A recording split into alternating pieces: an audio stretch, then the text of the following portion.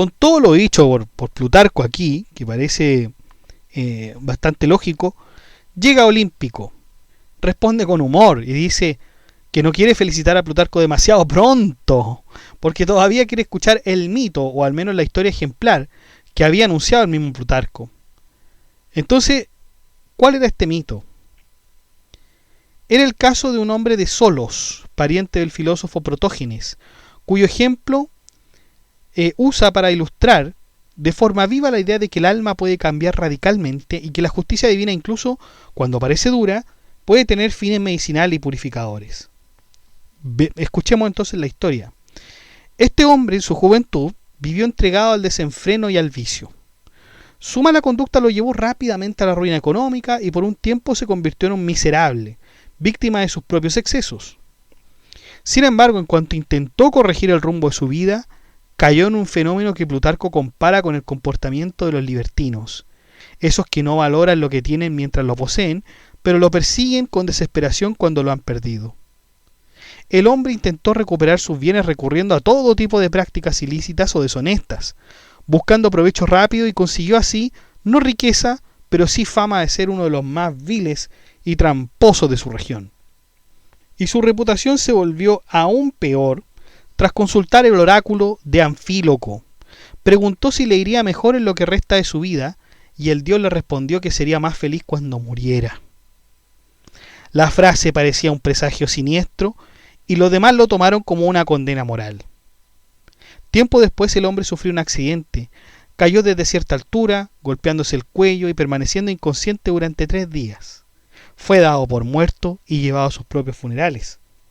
Pero ocurrió algo extraordinario. Resucitó antes de ser enterrado, recuperó el aliento y volvió a la vida. Plutarco dice que el golpe no había causado heridas mortales sino una suspensión vital que rozaba el límite entre la vida y la muerte. Y lo decisivo es que tras volver en sí experimentó una transformación radical. La gente de Cilicia comenzó a conocerlo como un hombre justo, piadoso, generoso con los amigos y firme frente a los enemigos. Su carácter cambió por completo, al punto de que todos se preguntaban qué había ocurrido en ese intervalo misterioso entre la muerte y el regreso a la vida. Al desprenderse de lo corporal, entra en un estado perceptivo completamente distinto. Nos explica Plutarco, primero, que el hombre siente un shock, un vértigo. Se compara a sí mismo con un timonel arrojado del barco al océano. Luego, tras ese primer momento, comienza a ascender y experimenta una expansión interior. Su alma se abre como un único ojo, es decir, adquiere visión total, que es un modo de percepción unificado, panorámico, muy distinto a la visión fragmentada del cuerpo.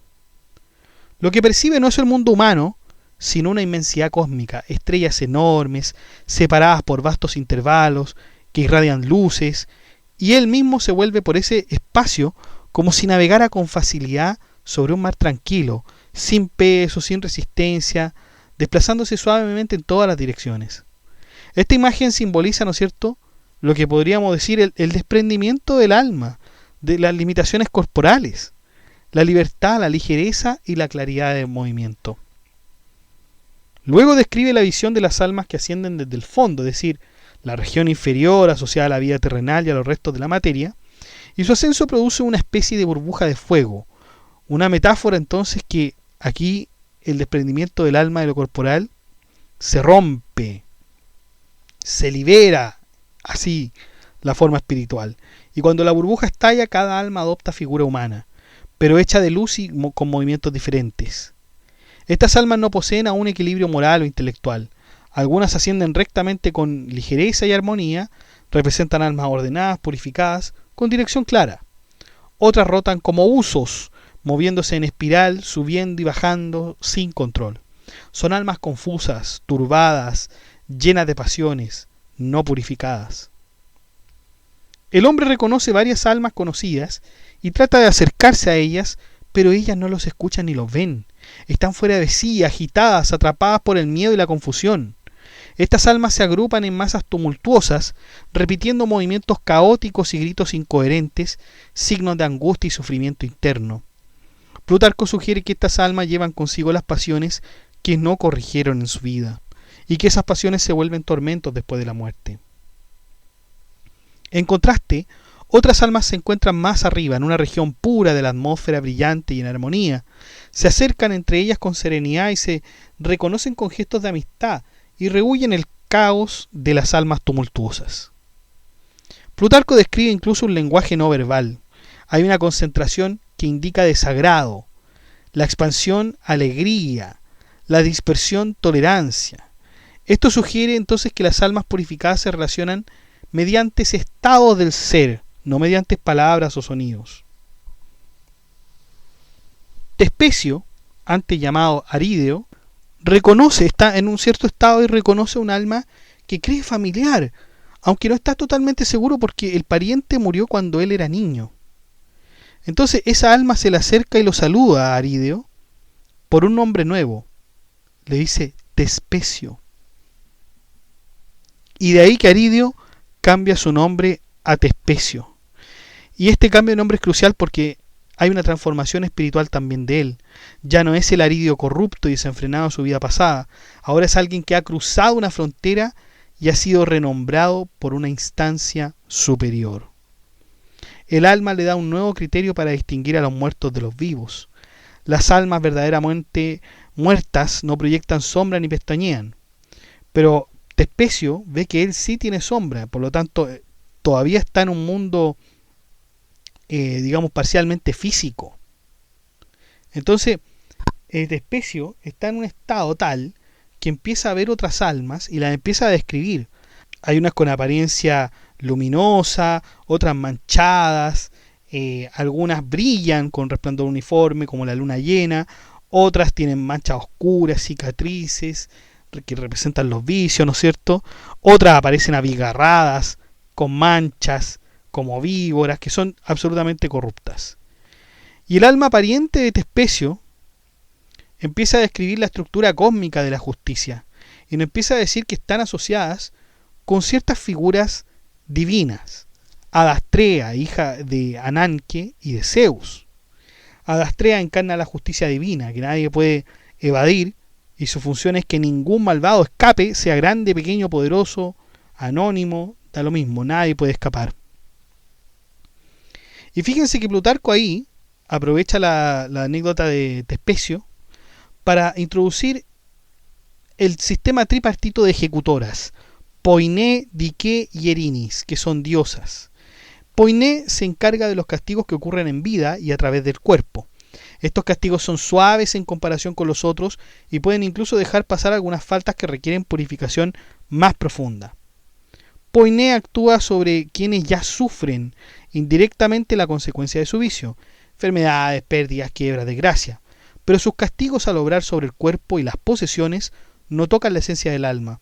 Por eso Plutarco los compara con castigos bárbaros como las prácticas persas que azotaban mantos o tiaras, que eran castigos superficiales que golpeaban la vestidura sin tocar a la persona. La idea de que estas penas exteriores son perceptibles era que también no penetran hasta la raíz del mal moral. Son castigos corporales, por supuesto que son más suaves. Dike, en cambio, interviene después de la muerte, cuando la purificación o curación del alma exige una labor más profunda. Ella recibe de manos del daimón individual las almas que requieren un tratamiento más duro, porque su vicio está arraigado. Estos castigos son más medicinales que vindicativos, buscan corregir, purificar, restaurar el orden interior del alma. También está Erinis, que se ocupa de las almas totalmente incurables, aquellas que Dike rechaza como irredimibles. Son almas dominadas por pasiones extremas, violencia injusta absoluta. Erinis las persigue porque estas almas intentan huir, se desvían, tratan de evitar el orden. Los castigos de Erinis son los más terribles. En un lugar indecible y invisible, sin lenguaje humano, la experiencia del alma es de aprisionamiento y ocultamiento. Entonces, Plutarco diferencia 3 niveles de castigo según la profundidad del mal moral y la posibilidad de curación. Los castigos corporales son los más superficiales, apenas rascan la superficie del vicio, Los castigos post-morte son más profundos y después los castigos para los irrecuperables son su confinamiento final, donde no hay retorno posible. El alma guía, que a Tespecio le dio el nombre, lo va conduciendo a través de un espacio inmenso, moviéndolo sin esfuerzo, como si fuese sostenido por alas hechas de luz. Entonces está en un estado de ligereza Tespecio increíble. Pero el viaje se detiene abruptamente. Llegan a una gran cima, profunda y misteriosa. Y ahí empieza a ver un territorio donde ve todo el tema espiritual, o sea, ve todo un campo de almas.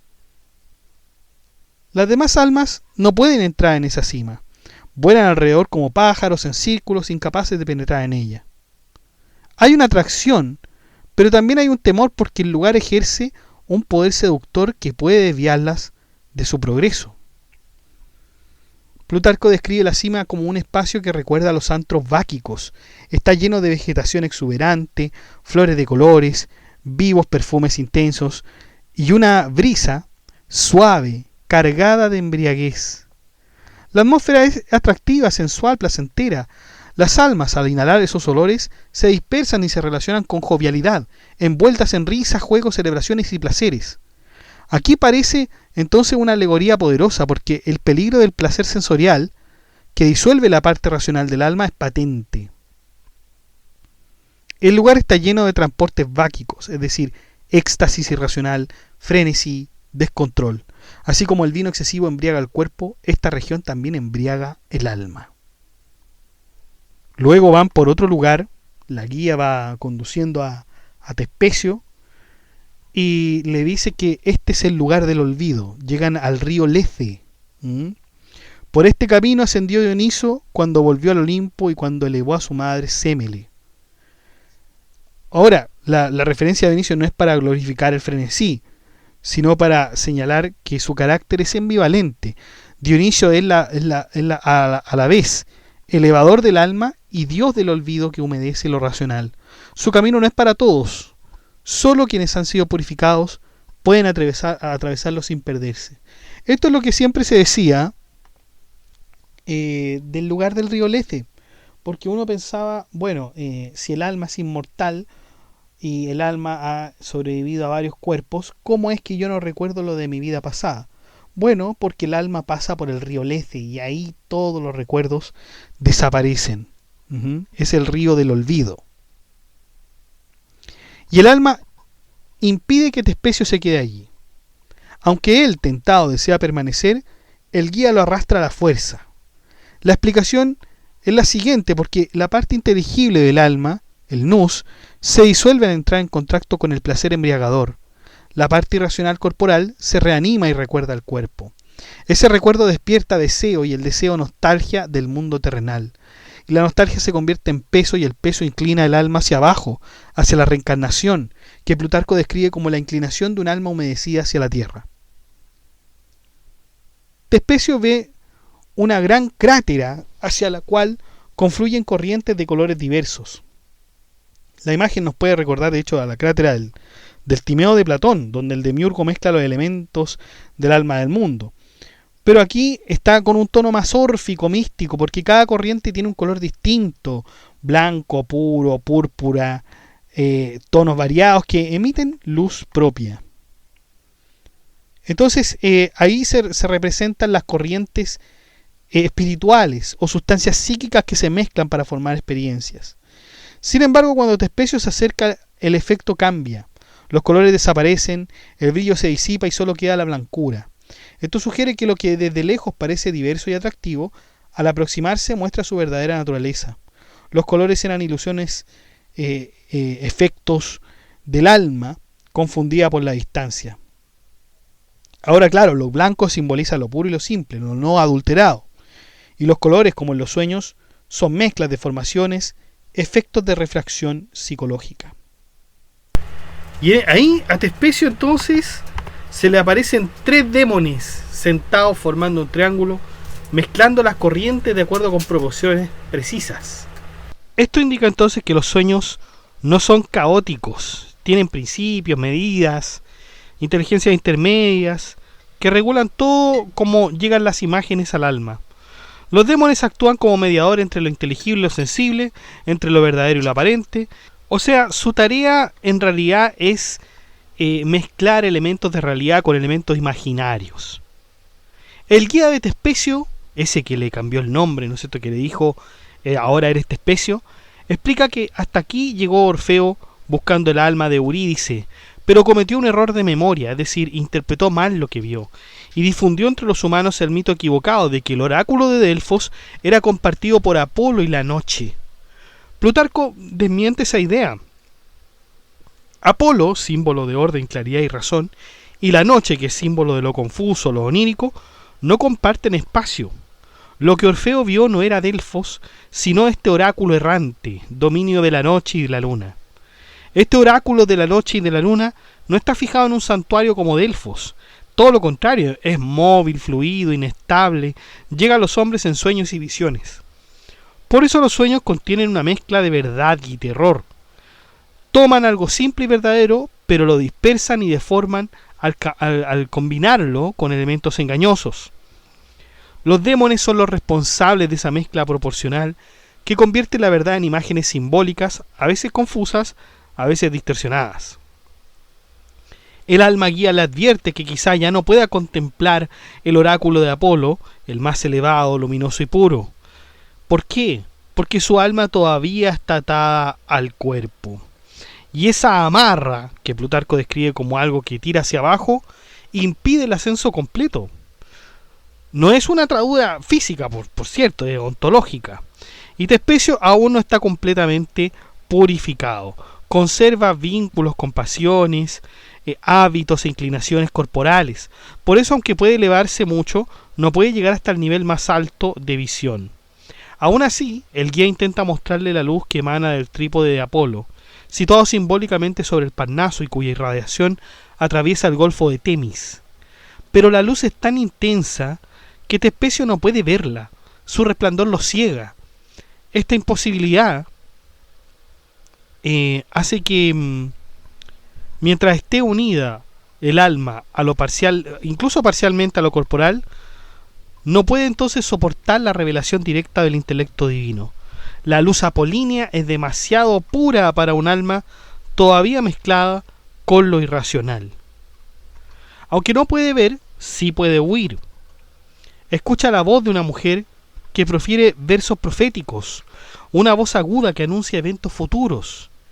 Entre esos vaticinios, Tespecio percibe incluso la fecha aproximada de su propia muerte. El guía le explica que la voz pertenece a la síbila que canta el porvenir mientras se mueve delante de la luna. La luna funciona aquí entonces como un portal intermedio entre lo divino y lo terrenal. La síbila profetiza desde ese punto la conexión a los mundos. Y Tespecio quisiera escuchar más, pero no puede. La luna, con su propio movimiento, como un remolino, lo empuja hacia afuera del alcance auditivo. Tespecio vuelve a la contemplación de los castigos y la visión ya se vuelve devastadora. Al principio ve escenas de sufrimiento general, pero pronto la experiencia se vuelve íntima. Reconoce entre los castigados a amigos, familiares y conocidos.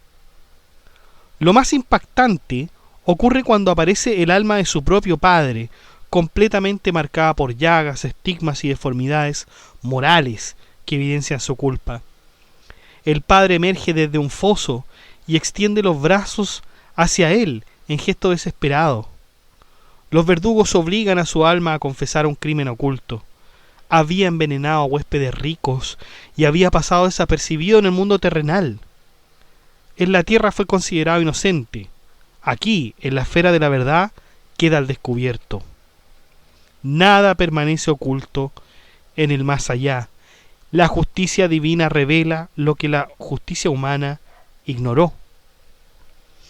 Y en ese momento, Tespecio queda absolutamente paralizado, queda aterrado, es incapaz de interceder o hablar. Y en su miedo busca retroceder, huir, pero descubre que su guía benevolente ha desaparecido. Es empujado por entidades más terribles que lo obligan a pasar por la región de los tormentos. Y aquí Plutarco introduce otra distinción moral. Los que fueron castigados en vida, aunque culpables, sufren menos después de la muerte, porque parte de su purificación ya ocurrió en la dimensión corporal. En cambio, los que disimularon su maldad bajo apariencia de virtud sufren castigos mucho más violentos. Su alma debía ser invertida y expuesta, como cuando un animal marino se voltea al ser atrapado. El castigo continúa, con escenas de almas que se devoran entre sí por rencor mutuo. Son las que arrastran resentimiento, odio, envidia, desde la vida terrenal. Sus pasiones se han vuelto contra ellos. El mal compartido genera entonces vínculos destructivos que continúan incluso entonces después de la muerte. Luego Tespecio ve 3 lagunas, cada una de un material distinto: oro, plomo y hierro. En ellas, demones semejantes a herreros castigan a los avaros y codiciosos. Entonces ahí Plutarco empieza a hacer una especie de asociación, ¿no? Y nos dice que la laguna de oro hirviendo representa el ardor de la avaricia. El alma se incandesce por su pasión. La laguna de plomo helado simboliza el endurecimiento y frialdad del alma codiciosa cuando la riqueza no la satisface. La laguna de hierro representa la dureza extrema del corazón que la avaricia produce. El proceso es cíclico y doloroso. Las almas son difundidas, enfriadas, endurecidas, quebradas y vueltas a fundir como metal defectuoso, que jamás se purifica del todo. El sufrimiento no es físico sino espiritual. Es la manifestación del tormento interno que el alma codiciosa vivió en la tierra de forma oculta. Pero ahora el vicio se transforma en algo tangible. El tormento de las almas que creían haber terminado su castigo, pero son arrastradas de nuevo a él cuando llegan al más allá, tienen aquellos descendientes que fueron víctimas indirectas de sus crímenes. El daño que los padres causan puede afectar a los hijos, y esa consecuencia reaparece como un elemento de juicio también en el mundo espiritual. Las almas que perjudicaron a sus hijos o descendientes sufren más que cualquier otro tipo de alma. Cuando un descendiente injustamente afectado por sus actos llega al más allá, reconoce al alma culpable y se lanza sobre ella con furia, echándole en cara el dolor sufrido. Se muestran mutuamente las marcas de sus sufrimientos. No son cicatrices físicas, sino señales espirituales que representan las consecuencias psicológicas, sociales, materiales o morales de los actos cometidos en vida. El alma culpable trata de huir, de esconderse, pero no puede. Plutarco enfatiza que en el mundo espiritual no existe escapatoria a la verdad moral. Los verdugos, es decir, los ejecutores de la justicia divina, persiguen a esa alma y la obligan a volver a un nuevo ciclo de castigos. La angustia de aquellas almas que ya sabían lo que les esperaba, tienen como castigo la anticipación de ese sufrimiento, la memoria de lo que ya padecieron y lo que volverán a padecer. Los descendientes se aferran al alma del culpable como abejas o murciélagos, chillando y acusándola. Tespecio ahora contempla un momento más terrible y decisivo, la reencarnación de las almas en nuevos cuerpos. No es un proceso natural, suave o voluntario como podría imaginarlo.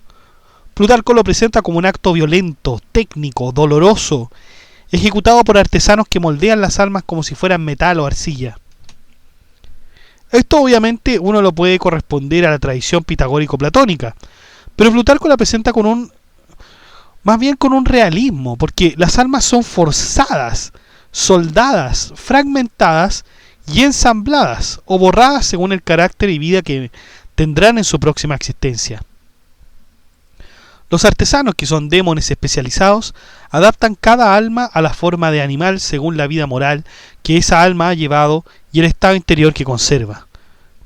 Las manchas, los colores, el vicio, la virtud, determinan el molde y el destino. En medio de este proceso aparece una de las almas más negras. ¿Cuál será la alma más negra de la época, en la época de Plutarco? ¿Cuál será aquel hombre que fue considerado despreciable? Nerón, por cierto. Esta es la alma más negra, que es la de Nerón. Su alma parece fea, claveteada con remaches ardientes. Es un castigo de las almas incurables.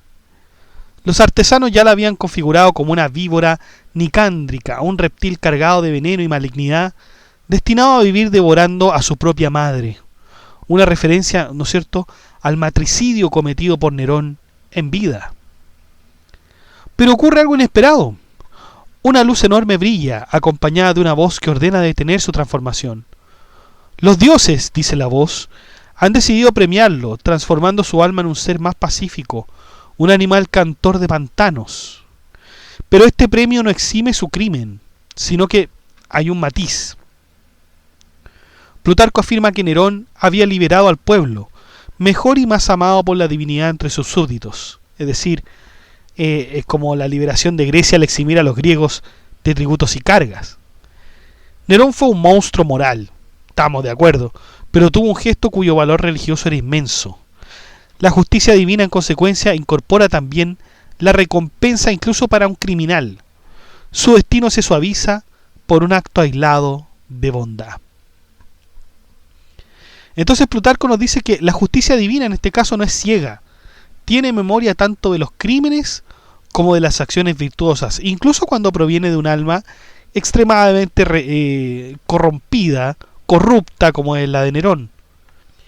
Y bueno, Tespecio ya se encuentra en el umbral final de su visión. Justo cuando va a marcharse, aparece una figura femenina majestuosa. Ella lo toma y le dice: ven aquí tú, para que recuerdes con más detalle cada cosa. Está a punto de fijar la memoria del viaje en su alma mediante una varita al ojo vivo, un instrumento similar al que usan los pintores para grabar líneas sobre la cera o la madera. Aquí la varita simboliza la impresión indeble de la experiencia, como un sello filosófico para que no olvide lo aprendido.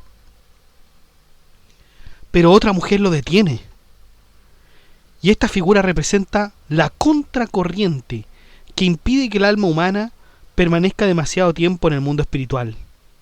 Las fuerzas superiores vuelven a intervenir y Tespecio es arrastrado de golpe por un torrente de aire, como a través de un sifón. ¿Y a dónde lo expulsan? Hacia su cuerpo físico. El alma entonces se precipita hacia el cuerpo de Tespecio, como si fuera aspirada. Tespecio abre los ojos al pie de su tumba. Ha vuelto a la vida justo en el momento de sus funerales. O sea, tuvo una muerte aparente. Y así, estimados, terminamos este texto sobre el retraso de la justicia divina en Plutarco. Un texto interesante. A mí, por lo menos, me parece que esto encaja muy bien con las otras religiones. Digamos, las religiones quizás han extraído algunas cosas de Plutarco como para tenerlas como base. Me llama la atención, quizás más que me llame la atención, esto yo ya lo había visto, o ya lo habíamos visto más bien, con Santo Tomás de Aquino en los otros podcasts que tenemos, cuando se habla de que hay una justicia divina y una justicia humana. Entonces, la gente muchas veces, los creyentes, digamos, en Dios, confunden la justicia divina y la justicia humana. Y cuando hay mucha demora, dicen, bueno, la justicia divina parece que se demora. Pero la verdad es que esa justicia nosotros no la vemos. Nosotros no la vemos. Y es muy probable, muy posible que cuando usted ve que alguien ha cometido un delito o algo, un acto reprochable, perfecto, esa persona después con el tiempo parece no haber sido afectada nunca. Parece como si esa persona no recibiera un castigo, como si Dios le fuera indiferente. Pero es que ahí está el tema, dice Plutarco. Nosotros no sabemos por lo que está pasando esa persona. A lo mejor sí está pagando sus culpas, pero nosotros no lo sabemos. ¿Mm? Nosotros solamente vemos aquello que es aparente, aquello que incluso la persona muchas veces quiere mostrar a los demás. Acuérdense que Plutarco también decía que muchas personas tienen la inclinación de que cuando ven a sus enemigos lo tratan como una escuela, es decir, intentan hacer verse como personas buenas, amables, para que los enemigos no los ataquen. O sea, los enemigos son como una escuela. Y en consecuencia parece ser que aquellas personas que merecen castigo no lo están recibiendo. Y pasan años y años y años y años y uno los ve y parece que no lo están percibiendo. Pero la verdad es que, insiste Plutarco, eso no lo sabemos.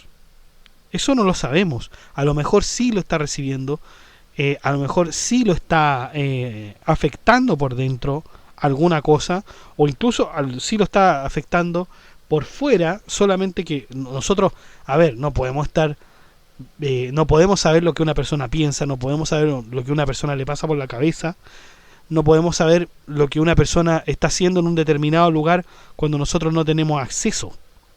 ¿Se dan cuenta? Entonces se confunden los tipos de justicia, ¿no? Y usted me podría decir, bueno, pero es que a lo mejor imaginemos el caso de una persona que hace un acto reprochable y esa persona efectivamente no sufre. No sufre. No sé, piensen ustedes, nos hemos metido en la cabeza de ella y no se ve afectada, lo hemos vigilado todo el tiempo y no ha sido afectado. Entonces, ¿qué pasa con esa persona? Me podría señalar usted. Bueno, Plutarco le diría entonces en ese caso que Dios sabe cuándo castigar, cuándo dar efectivamente el castigo. Y eso nosotros lo hemos visto con muchas ironías de la vida. Hay muchas ironías con respecto a cómo muere una persona o cómo una persona recibe un castigo. Y ahí, bueno, Plutarco diría, bueno, ahí tienen un ejemplo de alguien que está pagando sus culpas de alguna manera. Quizás no en el momento en que nosotros queremos, porque esto lo tiene que querer Dios. ¿Ya? Entonces ese es el punto que hace Plutarco.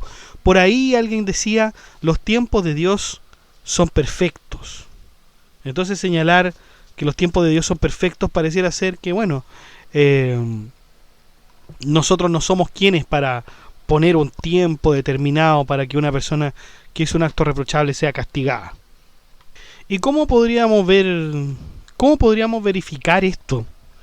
Plutarco también nos lo dice. ¿Se acuerdan cuando hablábamos de esto de la diferencia entre las personas y los lugares? Parece ser que los lugares no cambian tanto de apariencia. A veces unos van a mejor, van a peor, dependiendo de cómo se cuide. Pero parece ser que los lugares, cualquier tipo de lugar, usted piensa en una plaza, piensa en una calle, etcétera, con el paso del tiempo suelen ser los mismos. Suelen ser los mismos, generalmente. Pero las personas no. Las personas cambian radicalmente. Una persona que usted conoce de niño, después de adulto, o de adolescente, y después de adolescente a adulto ya no es la misma. Entonces los cambios, bueno, se pueden dar por diversas circunstancias de la vida. Pagando culpas, puede ser. Por lo tanto, ese retraso de la justicia divina, para Plutarco en realidad es un retraso aparente, porque nosotros no sabemos si las personas están siendo realmente ya castigadas o ya fueron castigadas. Para nosotros nos parece que no, pero la justicia divina al parecer ya podría haber hecho su trabajo. Lo otro que me llamó la atención también es esta historia o este mito más bien de Tespecio, porque me recordó muchísimo al mito de de Platón en la República, en el libro 10, de este soldado que muere, vuelve a la vida y cuenta la reencarnación, los juicios, los destinos del alma. Yo creo que esa es una de las cosas que más tuvo Plutarco de forma patente y que pudo él señalar o digamos reelaborar con Tespecio. ¿Y para qué vamos a decir también que nos puede recordar a la Divina Comedia de Dante? ¿Ah? Hay un infierno, un purgatorio, claro, todo visto desde el punto de vista cristiano, pero es muy parecido, o sea, hay un guía, ¿ya? Hay un guía, Virgilio era el guía de Dante, Tespecio tenía su guía también. El infierno está lleno de lógica moral, casi aristotélica. Los castigos son símbolos, como en Plutarco, o sea, Dante de alguna manera, claro, lo hace un poco más sistemático, ¿no? Porque en Plutarco es un relato, pero Dante lo sistematiza. Me pareció muy bueno esto del mito de Tespecio, ¿ah? Que ve su vida pasar y que al final, casi como un cuento, él despierta en su tumba. O sea, despierta, ve su tumba ahí, ha revivido, o sea, tuvo una muerte aparente, como habíamos señalado. Y uno podría pensar, oiga, ¿y si uno no recibe castigo en esta vida? ¿Hay castigo entonces en el más allá? ¿No sería injusto pensarlo así? Porque si el castigo no ocurre en esta vida, ¿vivimos moralmente por virtud o solo por miedo a un juicio invisible después?